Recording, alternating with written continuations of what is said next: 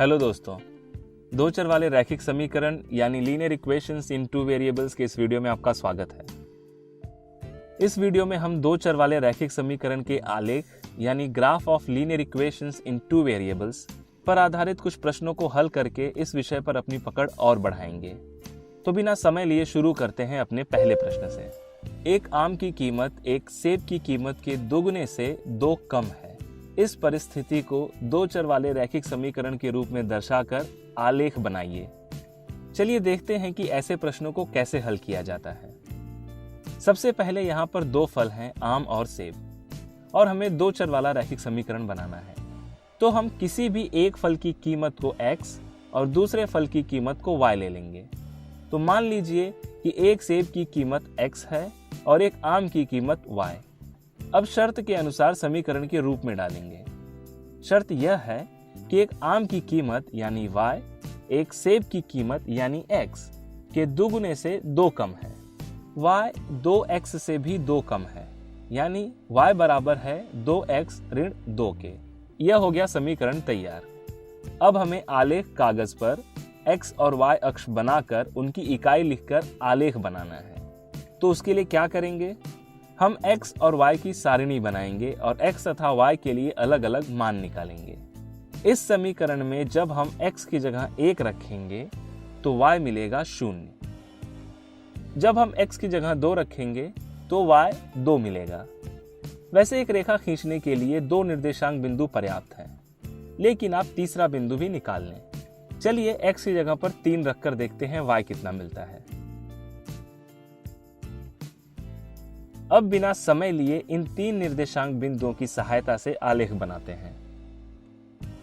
सबसे पहले x और y अक्ष पर इकाई स्थापित करें। तीनों निर्देशांक बिंदुओं को दर्शाइए।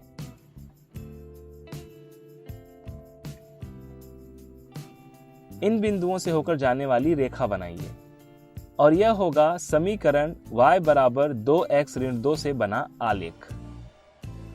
अब लेते हैं अगला प्रश्न। यह बताइए कि एक बिंदु से होकर कितनी रेखाएं खींची जा सकती हैं तथा बिंदु 3,15 से होकर जाने वाली 2 रेखाओं के समीकरण लिखिए। तो सबसे पहले एक बिंदु से अनगिनत रेखाएं खींची जा सकती हैं, और जब अनगिनत रेखाएं खींची जा सकती हैं तो हमें तो बस ऐसी 2 रेखाओं के समीकरण लिखने हैं जो बिंदु 3,15 से होकर गुजरती है। क्या यह प्रश्न मुश्किल लग रहा है? इस प्रकार के प्रश्नों का उत्तर हमें दिए गए बिंदु से ही मिलता है। यह बिंदु x और y के निर्देशांक हैं। तो अगर इन्हें हम ध्यान से देखें तो क्या ऐसा कह सकते हैं कि x जब 3 है तब y 15 है, यानी y x का 5 गुना है, y बराबर 5x। तो इस प्रकार पहला समीकरण बन गया। अब बनाते हैं दूसरा समीकरण। क्या x और y के बीच संबंध स्थापित करने के लिए हम केवल गुणा का प्रयोग करेंगे? नहीं, हम जोड़ घटाने या भाग का इस्तेमाल करके भी इनके बीच संबंध स्थापित कर सकते हैं। क्या हम ऐसा कह सकते हैं कि y x से 12 बड़ा है, यानी y बराबर x धन 12? तो इस प्रकार हमें 2 समीकरण मिल गए। दोस्तों, क्या आप 2 से अधिक समीकरण बना सकते हैं? क्या इनके बीच कोई और संबंध स्थापित हो सकता है? जैसा कि हमने अभी कहा कि एक बिंदु से अनगिनत रेखाएं खींची जा सकती हैं, तो इनके बीच अनगिनत संबंध स्थापित हो सकते हैं। आप वीडियो पॉज करके और भी समीकरण बनाने की कोशिश कर सकते हैं।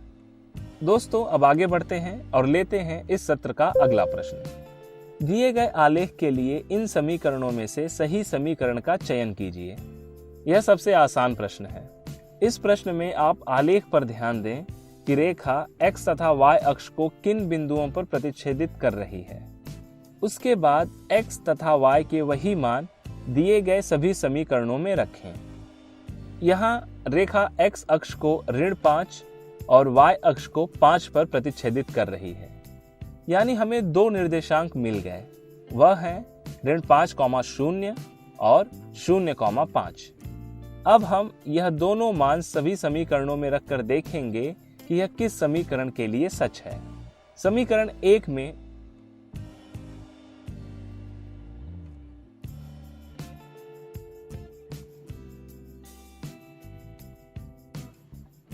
यह दोनों निर्देशांक रखने पर समीकरण संतुष्ट नहीं हो रहा है। उसी तरह समीकरण 2 में निर्देशांक ऋण 5,0 रखने पर समीकरण संतुष्ट नहीं हो रहा है, लेकिन निर्देशांक 0,5 रखने पर बायां पक्ष दाएं पक्ष के बराबर मिल रहा है। तो क्या यह इस रेखा का समीकरण है? नहीं। जब दोनों निर्देशांक इस समीकरण को संतुष्ट करेंगे तब ही हम उसे रेखा का समीकरण कह सकते हैं। अब समीकरण 3 में यह मान रखते हैं।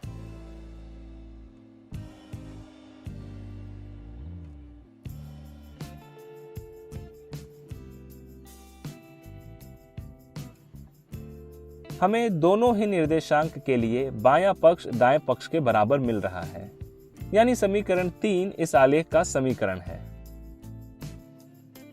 तो दोस्तों, आज के वीडियो में बस इतना ही। इस वीडियो में हमने 2 चर वाले रैखिक समीकरण के आलेख पर आधारित कुछ प्रश्नों को हल किया। अब मिलते हैं अगले वीडियो में कुछ और प्रश्नों के साथ। धन्यवाद।